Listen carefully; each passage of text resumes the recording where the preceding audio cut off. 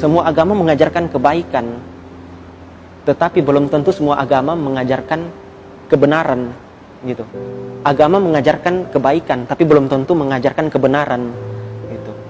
Jadi di sini saya mengerti bahwa kekristenan itu bukan mengajarkan untuk menjadi hidup yang baik, tetapi menjadi hidup yang benar.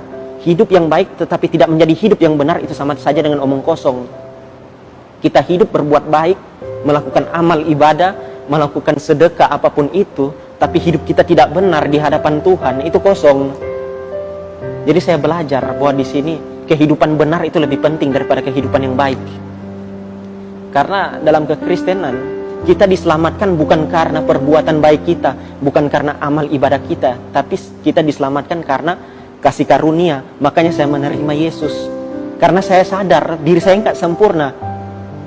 Mungkin ada dosa yang tidak saya sengaja lakukan, iri hati, pikiran apapun yang melenceng dari firman Tuhan, itu sudah dosa, walaupun kita nggak sengaja. Makanya saya sadar,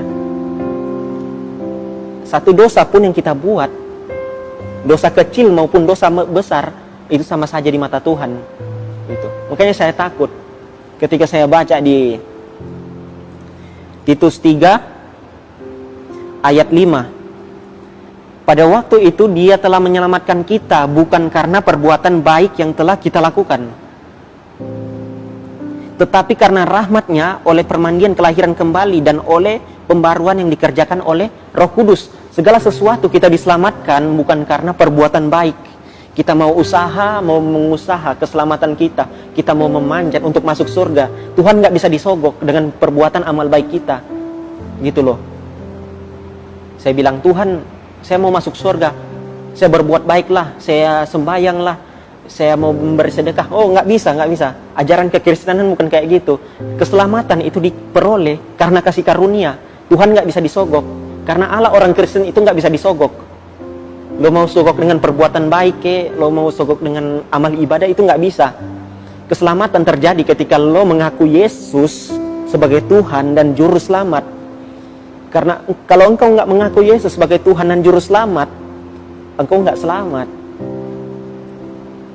Karena pribadi Allah itu dalam Yesus. Kalau engkau nggak mengaku Yesus, engkau menyembah Allah yang salah. Pemikiranmu terhadap Allah, pemahamanmu terhadap Allah melenceng ke kiri, melenceng ke kanan, bukan Allah yang lurus, gitu. Makanya saya sadar bahwa diri saya nggak sempurna, diri saya nggak bisa dibilang suci lah, nggak bisa dibilang kudus. Makanya saya sadar, karena saya sadar, saya menerima Yesus.